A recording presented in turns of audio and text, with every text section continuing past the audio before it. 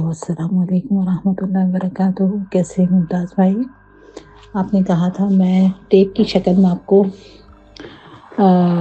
वो स्टोरी भेज दूँ जो कि शायद हो सकता है मेरा वहम हो या पता नहीं, लेकिन मेरे ख़्याल में वो वाक़या हुआ था। और किसी साहिब इल्म से मैंने मालूम किया था तो उन्होंने कहा था ये तो आप रह गई, वरना वहाँ पर कोई भी एक दिन से ज़्यादा ना रह सकता। वाक़ई बहुत ख़तरनाक जगह थी। खैर वो घर आज भी है हैदराबाद में और उस सोसाइटी में। वाक़या ये है कि मैं 2001 में हैदराबाद मूव हुई थी। मेरे हस्बैंड की जॉब वहाँ पर हो गई थी। टोटल मैं 7 मंथ्स वहाँ रही। उसमें से 3 मंथ्स तो मैं अपने फादर इन लॉ के घर में रही, क्योंकि उनका घर छोटा था और बच्चों के साथ उस घर में रहा नहीं जा सकता था लॉन्ग टर्म। तो हम लोग अपने घर में शिफ्ट हो गए, जो काफ़ी ढूंढने के बाद हमें वो घर पसंद आया। वो घर में मेरे ख्याल में 3 बेडरूम थे और टोटल 4 बेडरूम थे। एक बेडरूम ऊपर था टेरेस पे, लेकिन वो रूम उन लोगों के अपने साथ ही इस्तेमाल का था। उनका अपना फर्नीचर वगैरह पड़ा हुआ था, हमें ज़रूरत भी नहीं थी। हमें 3 बेडरूम मोर देन इनफ थे। और मेरे पास भी एक रूम खाली ही रहता था, उसमें मेड्स वगैरह सोती थी ना, घर का फालतू सामान वगैरह उस रूम में होता था।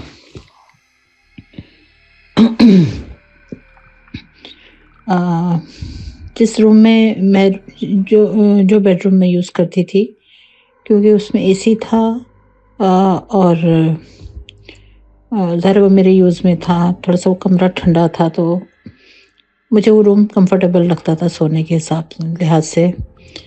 और एक बच्चों का कमरा था। जो बच्चों का अब इतने टाइम के बाद मेरी बेटी कभी कभी जिक्र करती हैं कि अम्मी हम सोने के लिए जाती थी तो वहाँ नींद नहीं आती थी, वहाँ शोर बहुत होता था। और अमूमन वो मुझे आकर कहती थी अम्मी हम आपके रूम में सो जाएं, वहाँ पर है ना एक तो गर्मी भी बहुत होती है, ऊपर से ऐसा लगता है कोई ढोल पीट रहा है, बहुत शोर की आवाज़ होती थी। तो बच्चियाँ थी तो मुझे भी डर लगता था कि वहाँ बच्चियाँ अकेली सोएंगी, तो मैं अपने कमरे में मैट्रेस लगा देती थी, वो लोग वहाँ सोते थे।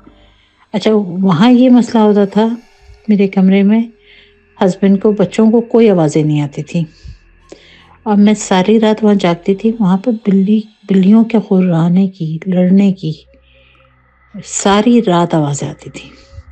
ऐसा लगता था खिड़कियाँ तोड़ के बिल्लियाँ अंदर आ जाएंगी।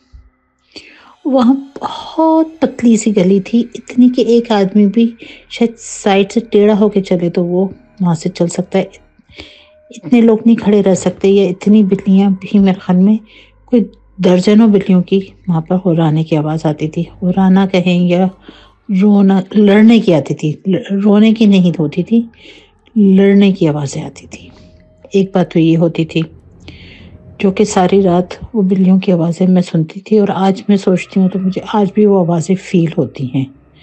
वो बहुत ख़तरनाक और बहुत डरावनी आवाज़ें होती थी। ऐसा लगता था कि कोई बिल्लियाँ अगर मैं सामने होती तो मुझ पे छलांग लगा देती। शायद मैं ज़्यादा सेंसिटिव सोचती थी या पता नहीं, एक तो ये होता था। सुबह उठ के हस्बैंड से पूछती तो वो कहते मुझे तो कोई आवाज़ नहीं आई। एक उस घर में एक वाक़या होता था कि पूरी कॉलोनी की लाइट होती थी और रात को 10 बजते जैसे ही कमरे में मैं जाती, एसी ऑन करती और हमारी लाइट चली जाती। लाइट ही नहीं होगी तो आप सोएंगे किस तरीके से? और लाइट आती सुबह तकरीबन फजर से आधे घंटे पहले। अब आप और मैं प्रेग्नेंट थी और प्रेगनेंसी में मुझसे गर्मी बिल्कुल बर्दाश्त नहीं होती थी। बहुत तकलीफ थी, मेरा होता था कि मैं सोऊं तो कैसे सोऊं।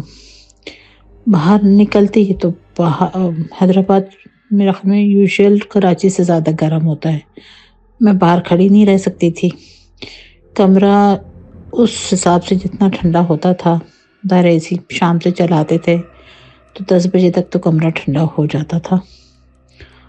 تو بس اس رہ کرتے کمرے کے ساتھ ہم سوتے تھے. اور گھر والے کہتے تھے کہ ہمیں تو کچھ بھی پتہ ہی نہیں چل رہا، فرسٹ کلاس ایسی چل رہا ہے، پنکھا بھی چل رہا ہے. اور میں ساری رات جاگتی تھی کہ مجھے گرمی ہو رہی ہے، ایک تو بلیوں کا شور، اوپر سے AC بھی نہیں چل رہا. ایک تو یہ واقعہ بہت ہوتا تھا. دوسرا ہوتا تھا، تیسرا، ہم لوگ ایک دن میں باہر بچوں کے ساتھ گارڈن میں بیٹھی ہوئی تھی، اور ہاں اچھا ٹائم تھا، مینگو کا سیزن تھا، ہاں گرمیاں تھیں، اور اسکول کی شاید چھٹیاں ابھی ہوئی نہیں تھی، ہونے والی تھی. تو بڑی بیٹی گریڈ 5 میں تھی اس ٹائم میں. تو اس کو ہوم ورک وغیرہ کروا کے میں کہ چلو آپ باہر جا کے بیٹھتے ہیں، آپ لوگ بائک چلاؤ، میں یہاں باہر بیٹھی ہوئی ہوں. تو دونوں بہنیں باری باری بائک چلا رہی تھی.